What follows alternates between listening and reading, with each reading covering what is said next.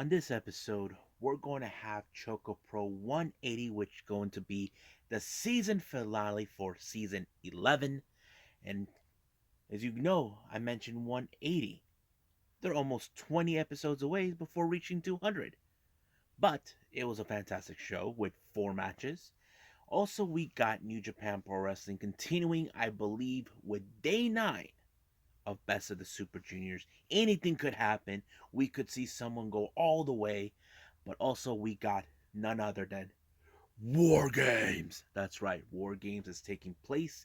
I can't wait to see what's going to happen. Who's going to walk out? Old school or the new school? Which lady side will win? Team Raquel? Team Toxic? Who knows? And also going to review the latest AAA event, Triplemania Regia, which is going to feature, of course, FTR defending the AAA tag team titles from uh, the Lucha Brothers, the previous title holders. And also, we're going to see Cain Velasquez return the AAA after who knows how long has it been gone before going to WWE. I'm excited for all of this, for reviewing all of this for all of you guys. So, let's get started with another episode of Deleted Wrestle Zone.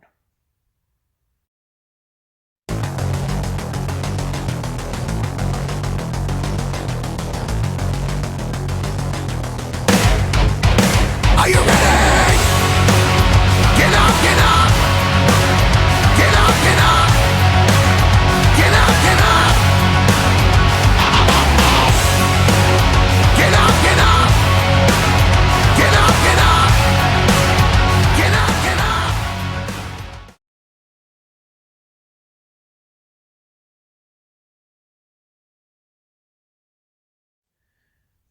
Welcome everybody to Deleted Wrestle Zone. All things that is pro wrestling with AEW, NXT, New Japan Pro Wrestling, Impact Wrestling, the National Wrestling Alliance, various promotions, wrestlers, matches, and championships. I am your host, Jay Red here.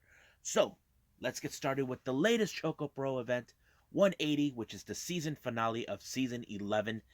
I pretty much love ChocoPro. I enjoy all their matches that they put in. And practically, things were a little different since Emi Sakura's not there. We can say that. And of course, Lulu wasn't there. And currently, Mei Shiruga's not there either. But we know that Mei Shiruga can come back. We just don't know when will that happen. Now, the opening match, we have Tokiko Kihara and versus Yuna Mizumori. As you know, these two have been dying to get in each other in the same match together, facing off. This was one of those tough attitude type matches. Now, Tokiko does have a judo background, something that Balinaki has pointed out in the commentary, which was very, very knowledgeable of her. You know, we all know Yuma Mizumori. She's more of the powerhouse of the group, and it's a perfect combination. But how did this thing end? Well, it was Yuna Mizumori who pulled up the very impressive pinfall in order to win the match. Was very impressive. I think she is one of those wrestlers we definitely got to pay attention. And it was later announced that she will be appearing at Yonayama's promotion, YMZ. Can't wait to see that. Our next match, we have, of course, a very interesting match with Sayaka Obihiro taking on Tiger Shin Jinjuku. Now, Tiger showed up and attacked her out of nowhere. He was taking her to the bathroom, trying to dunk her head in a toilet. Yeah, that's what I saw. It was crazy. And then he took her outside where they had to stay quiet because you guys know this. It's a very quiet neighborhood, from where they do their shows. And it was nuts in every aspect. But however, once again, Tiger tried to take her to another bathroom and try to dunk her in the toilet. I don't seriously. What's the deal? Try to dunk someone with the toilet. But the match could have gone either way with Sayaka. But the match ended in a no contest with the sudden appearance of Kappa Kozo. Yes, the lizard showed up. Yeah, the lizard showed up, attacked her while she had Tiger in a the similar type of submission that Doiki does. Don't know what is Kappa's deal. Nobody likes him. They're scared of him. Even when you try to tell him to pull away, he won't do it. He'll just claw you. So the match ended in a no contest. So nobody won. Our next match, we have the lovely Sayaka taking on the return deathmatch wrestler, one of the most recognizable today, Rina Yamashita, who returned from her excursion here in the US. I have to say it was a very unusual match for me to see her in with Sayaka. The reason I say this is because I feel that when I think of Rina, I think of the accomplishments she's done as a deathmatch wrestler all for who knows how long I've been watching her. But it was a pretty good match. Even they took it outside. She even DDT'd her in concrete. I'm like, Jesus. And I'm like thinking, Sayaka, no matter how hard Sayaka tried to gets beaten by her, she won't quit. But however, it was still not enough. Apparently, Rina had the much bigger advantage and pinned her, and it was over. So Rina won the match. Basically, Sayaka's body has worn out from all the energy that Rina put in trying to destroy her. Now, our main event is a very interesting tag match. We have Shin Suzuki teaming up with the interim Super Asia champion Chonchiro versus Too Much Energy Chiko Shikawa and one half of the Best Bros and the Asian Dream Tag Team champions Balianaki. Now, this was a very interesting match because, as I mentioned before, Balianaki has not been in a winning position for quite some time. He's been losing many matches. It was strange, but I have to say this one was more like he was trying to redeem himself from every match that he's lost. Now, I know he's been making a play for the interim title, which is still on his mind. Uh, but it was a pretty darn good match. But I think the biggest surprise was the fact that it was Balianaki who rolled up Chonchito and pinned him 1, 2, 3. Now, what does this mean in this moment? Well, we could possibly see in the upcoming season where Balianaki could challenge Chon for the interim title. And I'm sure that's something that Chon knows he has to pay attention. Even though Minoru Fujita told him, keep defending that title. So basically, this is going to be put to the test. So we could see Balianaki be the first competitor challenge Chon for this match, for this title. But when will that take place? Well, who knows? Now let's talk about the Junkin tournament. This was a very difficult one for me to predict because, as you know, Takanashi wasn't there. I don't know why. Maybe because of his involvement with DDT along with Chris Brooks. But I think this was one of those matches. But one thing I did notice is the finals. What I did notice, who ended up in the finals? It was the main event winners, Chiko Shikawa and Balianaki. But this one was one of those matches because it tells us these two wanted so bad to win. Balianaki was able to make the pin against Chon, but to my surprise, Balianaki finally did it. He actually won the Junkin tournament. And that was just a piece of the taste. Now, he did say that the next coming season will be better than season 8. That was the best season that I've ever witnessed since watching ChocoPro. But however, we did get a special surprise. We have the return. Pencil Army! Yes. Lulu Pencil's back. As you guys I mentioned this before on previous times. Lulu Pencil left the US and went back to Japan. She said that she didn't actually leave ChocoPro. As you know, ChocoPro is now being expanded, which is a good thing. I'm sure Lulu will return here to the US. Don't know when that happened, but I'm excited to be back. But however, Speaking of ChocoPro USA, Emi Sakura just posted out a brand new video of her playing Junkin with none other than Tiger Strong Style himself, Lee Moriarty. Lee Moriarty did confess he never lost rock paper scissors, except for that one time where he will not mention, or as he claims, it's not on record. So he faced off against none other than Emi Sakura, and it took at least one or two tries to Lee Moriarty to defeat Emi Sakura. It was great. I'm sure we definitely could see him in the first ever ChocoPro USA. I know that's still in the works, but the real question, when will that happen? So I hope you guys enjoyed me reviewing ChocoPro. I can't wait for season 12 to begin. It's still unclear when, but I'll keep apprising to that.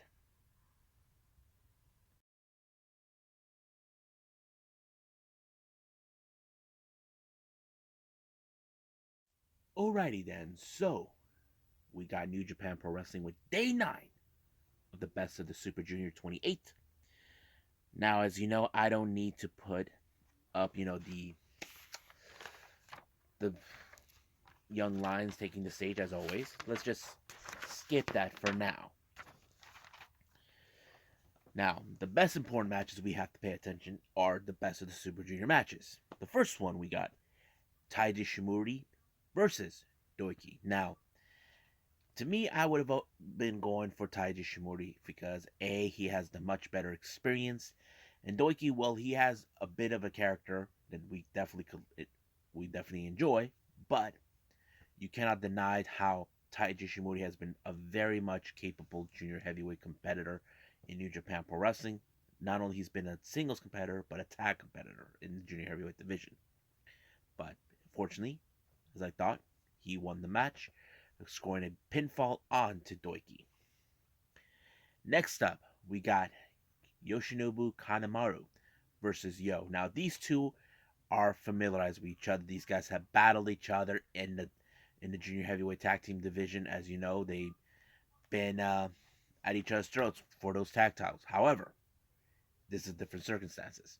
Kanemaru decided to make the official attack onto Yo to ensure he's weakened him before he gets to the match. But however, Yo has shown that he is not going to get back down no matter what. Even if Sho gets in his face and tell him, just retire, punk. That's what you deserve. You're not good enough.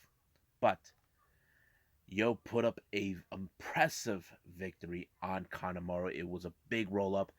I was so surprised how he did it. That was the biggest upset. I don't think Kanemaru expected it. So basically, I have to say he's doing pretty good. Our next match is El Fantasmo versus Ryusuke Taguchi. Now, Taguchi knows that he cannot trust Phantasmo due to the foot, but Phantasmo decided to throw in a bit of fun while his matches, try to turn the entire show into a circus. But, as always, you know that he has something on his shoe, we just don't know what.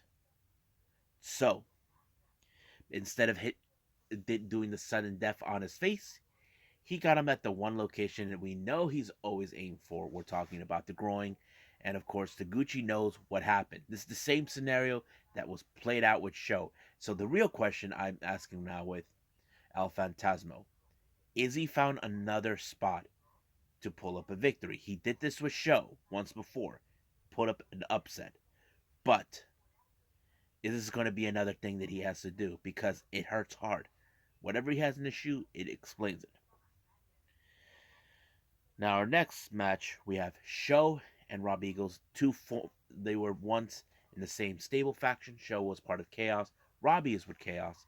But this was a very interesting match. However, much of this, Robbie was targeting Sho's knee. And of course, Sho was targeting Robbie's arm. But however, we all know Sho always has a trick up his sleeve. Ever since he defected to Bullet Club, or should I say now he's part of that sub-faction, House of Torture. You know he had that monkey wrench, but it did not do any good for him. However, Robbie was compelled and used that against him. But however, because Show had a bit a knee problem getting it, Robbie Eagles decided to put up the Ron Miller special on him and force him to tap out, which he did. Now this is another upset for Show to have another loss, but it is what it is. Next up, we got Master Wato taking on Hiromu Takahashi. Now, this was a very good match. I think it showed a lot of character in this one completely. Now, you can tell Master Wato is one of the rising stars in the junior heavyweight division, but however, Hiromu Takahashi, we all know he's a very capable champion. We know he had to relinquish the title twice in his history due to injuries, and he wants to do what he can to get back in the game. Now he is one of those guys that could possibly win the tournament, but we'll just wait and see from there. And of course, he was the one to put him out completely and pin him and make the pin. Now our final match, the main event, we have Bushi versus El Desperado. These guys also are familiarized. They competed in various matches in the junior heavyweight division, singles and tag team. This was a much brutal match because these two guys, we got the former, Bushi was a former junior heavyweight champion, and Desperado is the current junior heavyweight champion. And we all know if Bushi pins El Desperado, he will be one of those guys that could be able to get a title shot in the near future once the tournament's over. But it did not happen until Desperado put him in El Pinche Loco and pin him right there. Now let's look at the point system in this tournament so that way we get a much clearer idea what is going on in this division. Now we got Taguchi. He has 4 wins, 5 losses with the total points of 8. Master Wato, 3 wins and 6 losses with the total points of 6. Robbie Eagles, 5 wins, 3 losses with a total points of 10. Same thing with Yo. He's tied with Robbie. Hiromu Takahashi, he has 5 wins, 3 losses, and a draw with the total points of 11. Bushi, 4 wins and 5 losses with 8 points. Desperado, he's tied with the same amount of wins and losses with Takahashi. Kanemaru, 4 wins and 5 losses, 8 points. Doiki, 2 wins and 7 losses with 4 points. Ishimori, 5 wins and 4 losses with 10 points. Same thing with Phantasmo. As for Show, he's still in the lead with 12 points with 6 losses and 6 wins and 3 losses with 12 points. So he is still currently in the lead, but however, Despi and Hiromu are in the same tie. They could reach 12 points if they can. So we just got to wait and see what's going to take place. So right now, let's move on, of course, with the one pay-per-view we expected, War Games.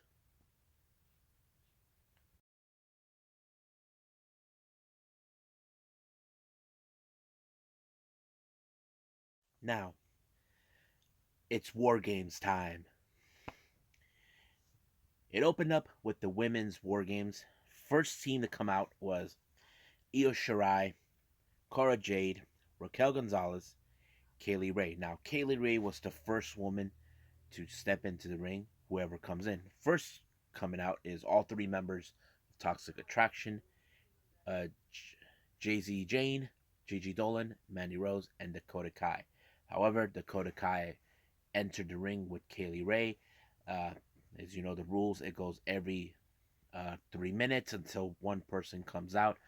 I believe Cora Jade was the first one to come in since their team had the numbers gain. Then I believe Gigi Dolan was next, and after that, I think Io Shirai was the next one, and then after that, Jay-Z Jane, and then finally Raquel Gonzalez, and then Mandy Rose. But I think the biggest thing that I think that kind of surprised us. There was a moment where we saw Jay-Z Jane was lying on the table. Both Io Shirai and Kaylee Ray try to rock, paper, scissors who's going to go on top, but Cora Jay's like, I'll do it myself. That sort of attitude. And I thought it was a pretty good moment. But however, she did like a sort of like a swanton type move. But we cannot tell if she injured herself or not, if that was practically part of the story. That is something that is still unclear. But all we can do is wait and see what happens all the way from Tuesday. But I think majority of the time, I think what I liked about us this is when, okay, Cora Jade seems hurt. Even Io Shirai tried to pop the arm, and of course, their opponents were noticed that she's hurt. They wanted her to bat, but however, what I did enjoy about Cora Jade, she was, how to say, she knows she was outgunned. She went down swinging. That's a pretty good moment. But however, when the dust cleared, when Raquel Gonzalez power bomb choke slam Jay-Z Jane, Cora Jade made the pinfall to win for her team, and I think that kind of sent the message to Toxic Attraction and Dakota Kai. So she wanted for her team. So I know there are many fans that think that this was the worst match ever. I mean, I think there are certain moments we could see that's pretty good to play out, but it is what it is. We don't know for sure if she got hurt or not. Our next match is the NXT Tag Team Championship, Kyle O'Reilly and Von Wagner. Now, as you know, we heard recently that Kyle O'Reilly did not re-sign with WWE. This could be the last time we ever see him in an NXT War Games, but still unclear when will he be leaving. But the match itself was pretty good. I think I like how a lot of the momentum was being pulled out. Like you saw, Imperium had good momentum, and the challengers did, and everything would have gone Wagner and O'Reilly's way, but it was the discipline and how do I say, determination by Imperium that allowed him to win the match. But however, as soon as the match was over, Von Wagner turned on Kyle O'Reilly, but Riley was not stupid. He actually expected something like this. As you know, look what happened with him in an Undisputed Era. So, but he did state it on an interview later on in the evening that he's going to see him this coming Tuesday. It looks like he's going to settle some scores with him. Next up, the hair versus hair match. Duke Hudson versus Cameron Grimes. This was a match that was set by Cameron Grimes when he initially bluffed his way through a poker game against Duke Hudson twice. And then Duke Hudson cut his hair off. But this was like a match where, okay, who is going to walk out here with their head shaved? And Cameron Grimes seems like he was more determined. Like, I think Duke Hudson was playing the character, like saying he had all the momentum in the world. But however, did he believe that he had the luck in the world? You can hear Wade Barrett going, Lady Luck is a bitch. Saying that it did not work for Duke Hudson when he got caved in by Cameron Grimes. And that's when Hudson realized it's time to get your head shaved. He tried to run, and then he tried to overturn it to Grimes, but Grimes overturned that. So we just got to see what he looks like with shorter hair this coming Tuesday. Our next match is a championship match. Now, this could be the last time we ever see the Cruiserweight. I'm not sure yet because there's been talk about retiring this title because the Cruiserweight division is not what it is. I think what Joe Gacy is like playing out saying the Cruiserweight is being toxic changes, You look at Roderick Strong. He is facing guys bigger than him. Opponents that are that big. And I think that's what he's saying. But we still don't know. But however, I was expecting Harlan to either take on both the Creed brothers. I didn't. I was expecting that. But the match itself, it was more like it's all about beating the crap out of each other. And I think it was pretty good on that part. But however, it was Roderick Strong who prevailed, retaining the title just like he predicted it would. He walked in as a champion and he walked out as a champion. But the future of that title is still in the open air. We will just have to wait and see what WWE is going to do with it. If they are going to retire, it was no, it was fun while we lasted. Now our main event is the men's War Games. We have Braun Breaker, Grayson Waller, Tony D'Angelo, and Carmelo Hayes, along with Trick, Team 2.0. And Hayes was the first one to get in the ring, while NXT old school black and gold team, the old school, consisted of Tommaso Ciampa, Pete Dunne, LA Knight, Johnny Gargano representing. However, Gargano entered the ring to start things with his team. Now, it was 2.0 that had the numbers game. So I believe as soon as the next opponent came in, it was Grayson Waller to show up. Johnny Gargano tried to, how do I say, put up a fight much as possible until the next opponent, next person to represent the black and gold, and that person turned out to be, of course, um, Pete Dunne. We all know Dunne is that's why they call him the bruiserweight. He's a total bruiser. And then after that, the next person to jump in was Tony D'Angelo. But Tony D'Angelo thought he had a plan.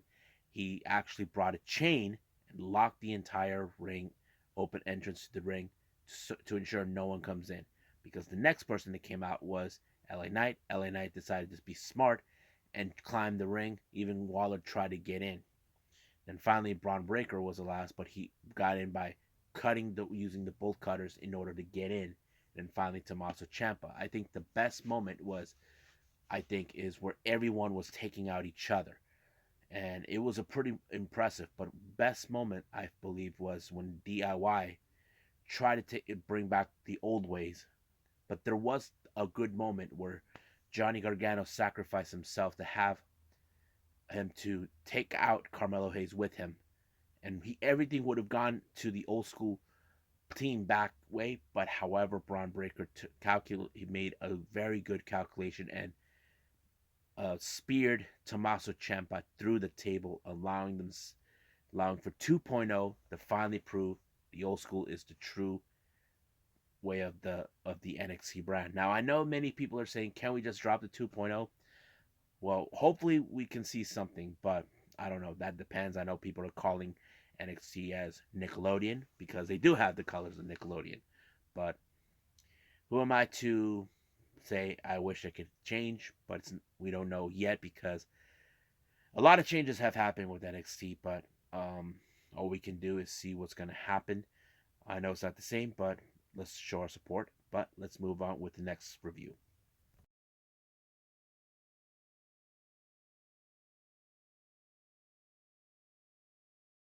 Okay, so the last thing I'm going to review for all of you, this is Lucha Libre AAA with Triplemania Regia that took place back on the 4th of December, which was this past Saturday. It opened up with a 6-woman tag team match. The first team was Las Toxicas, consistent of Flamer, Lady Maravilla, La Hydra, taking on Sexy Star, Lady Sheena, and Fabi Apache. Now, these women have a grudge against these women for so long. They've been trying to prove that this is their reign. But however, in this particular match, there's a one particular ref that doesn't like Fabi Apache, and that is Tirantes. Tirantes Jr., he's like a heel referee that do whatever it takes to ensure the heels win. And he almost could have, he tried to make sure that Las Toxica wins, but his dad even got in the way. Basically, his dad, who also goes by the name Tirantes, got involved, but to no avail, he couldn't stop him. The match ended in Las Toxica's ways when Flamer took out Fabi Apache, all thanks to Tirantes. Now, Conan comes out, giving out a promo, saying that he believes that it was disrespectful of AAA to force him to strip of his title due to the fact that he had injury he cannot defend it. But out of nowhere, after nearly 8 to 10 years, nobody has seen this guy for almost that long. I'm talking about the main man who has been put an impact on AAA years ago, and I'm talking about Cibernetico. Now, these two guys have been at each other's throats in the past before, following the storylines that Cibernetico had had enough of Conan trying to put down those who are trying to make it themselves, because Conan brings in talent from outside of Mexico in order to prove they're the real talent, not the ones in Mexico. But however, it looks like Cibernetico does have other plans after all. Turns out that he has his eyes set on the newly formed Vipers. Now, if you guys don't know what I'm referring to, I will explain that in my podcast coming up.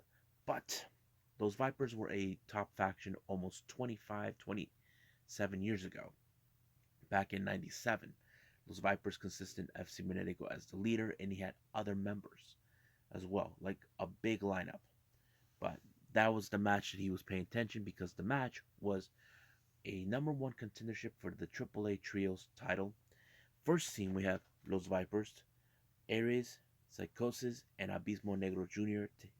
versus Nuevo Generación Dinamita, or as we call them, NGD, calls El Cuartero, Foresto, and Samson, taking on also Nuevo Poder de Norte, consisting of Carta Brava Jr., Mocho Cota Jr., and Tito Santana. Now, this is a match where it's like they're trying to see who will be the top faction that will grab these trio titles. However, it was La Nueva Generación who won this match, because apparently they are now proving they are now the most dominant faction in AAA, since they have made a name for themselves. If you guys know this, they are second generation wrestlers, just like their dad and their uncles. Next up is no one. I skipped this part. As soon as the match was over, thanks to NGD, Cibernetico shows up to give a helping hand to those Vipers, to name himself that he is there for them. That's exactly what he's going to do. So basically, it's going to be an interesting moment, part where he's going to be part of something that is completely back to his old roots, but putting in something new.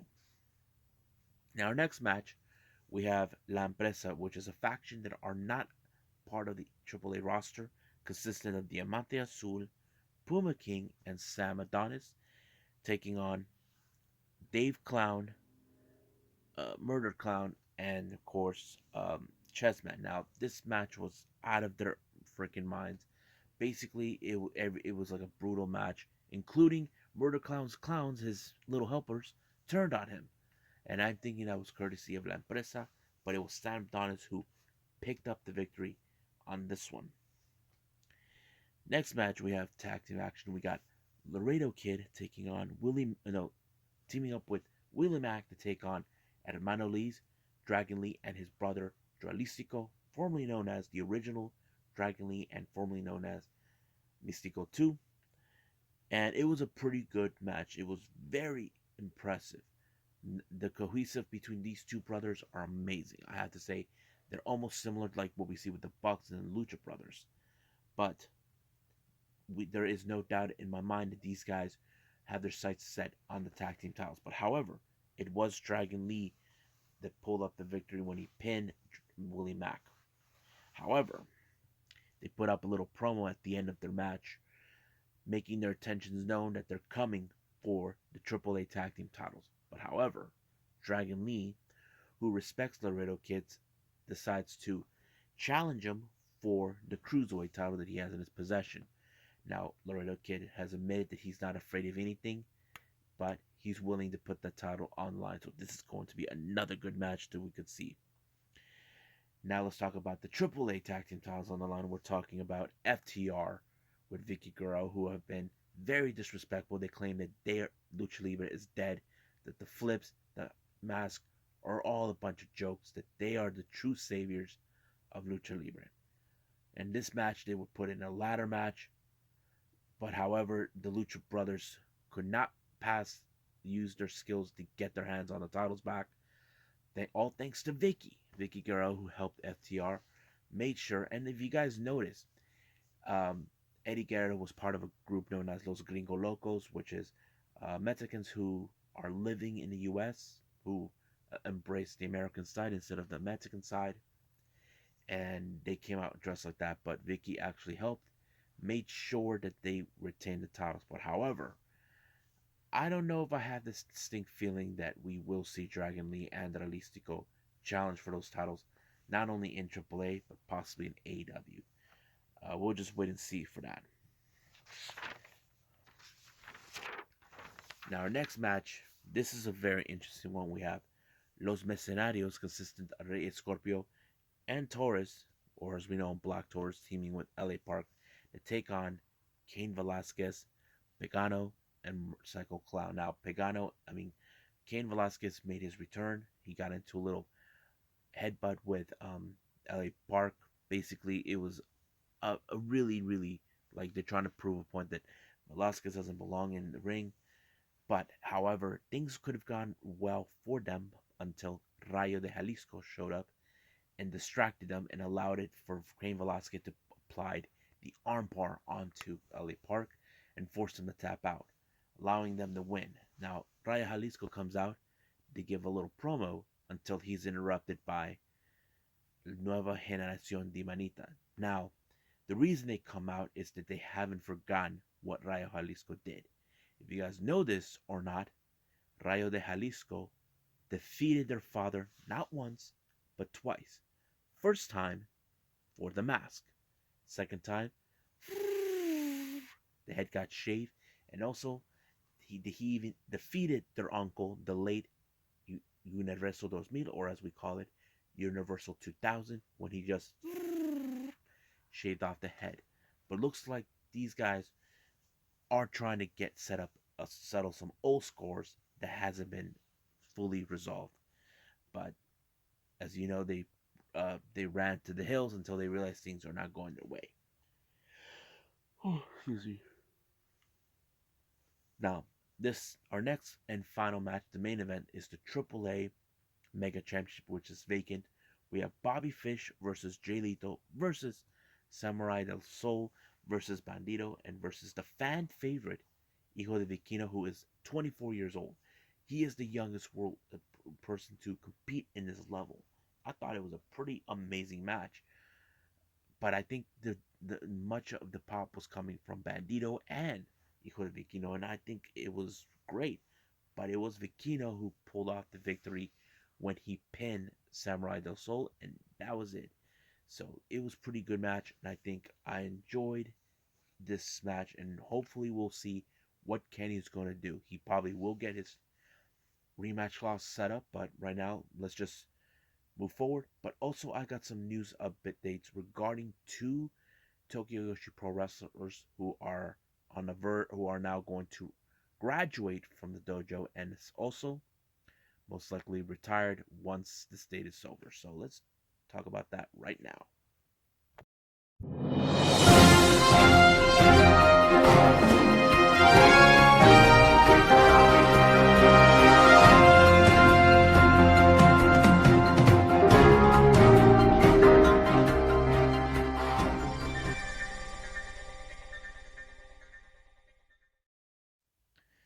Okay, so this is the only news update I was able to get for all of you.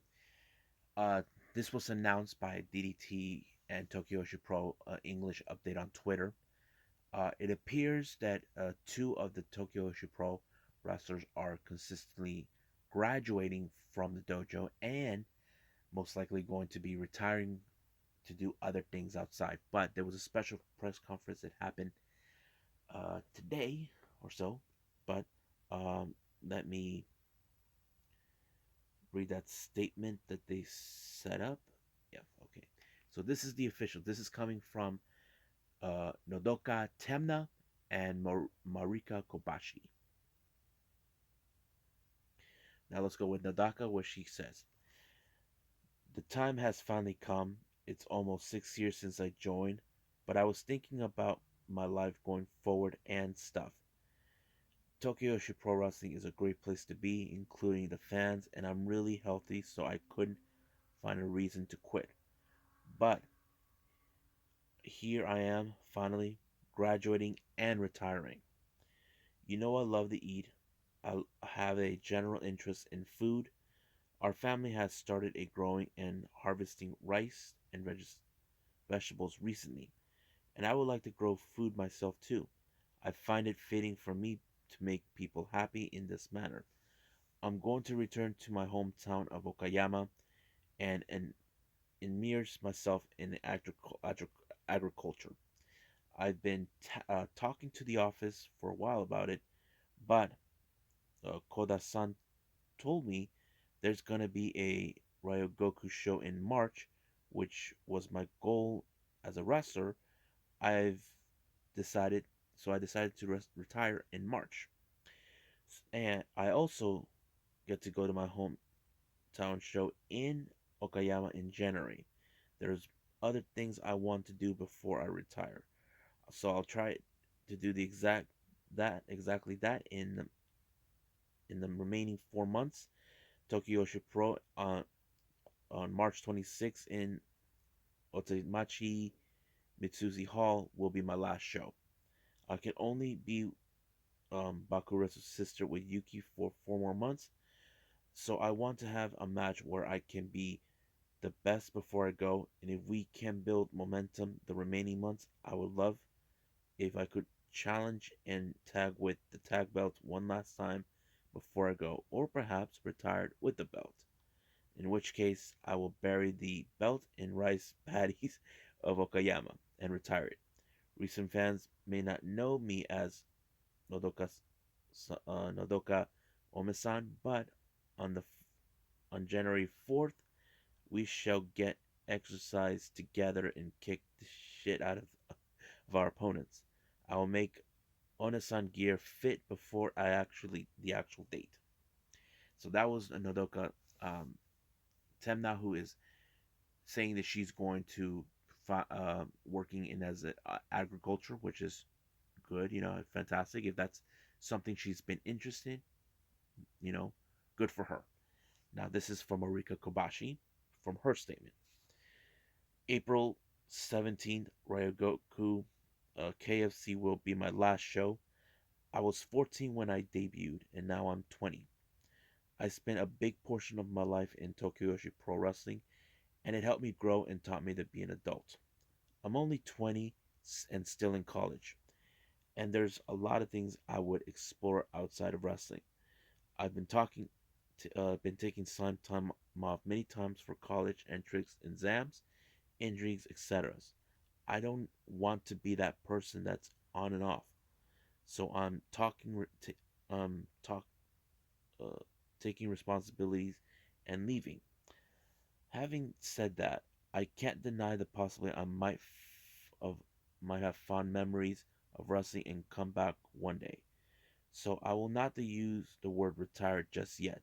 I'll do the best for the remaining 4 months to give back the love that you have sent me. Before I graduate, I want to tag with Abdullah Kobayashi of Big Japan Pro Wrestling, from who I've given the KO in Kobashi.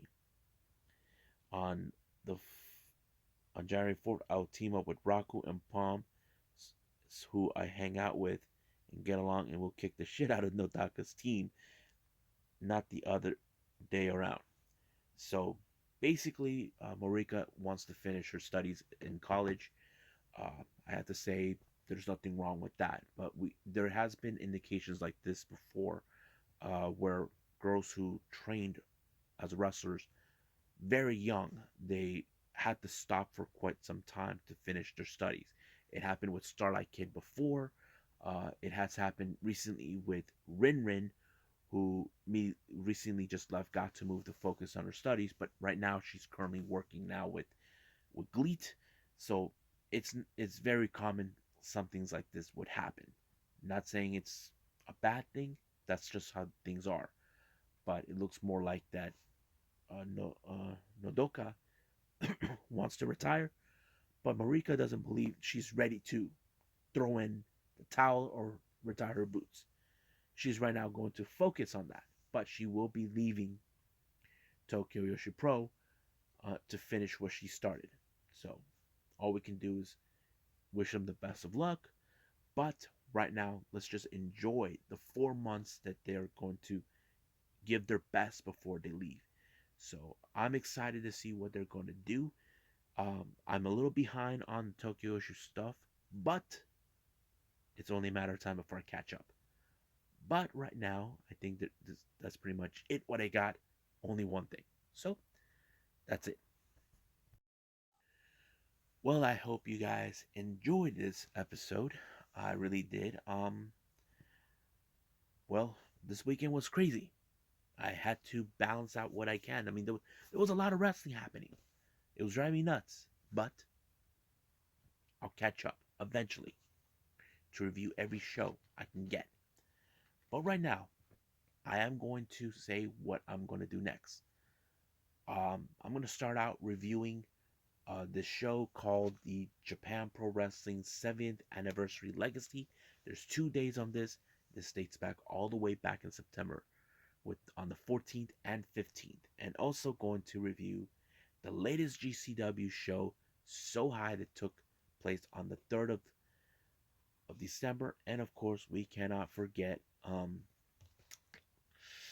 what's the AEW Dark Elevation. So I'm excited for that. But for right now, I must bid all of you adieu. So I will see you in the next DWZ time, same DWZ channel. And I must say adieu once again. So goodbye.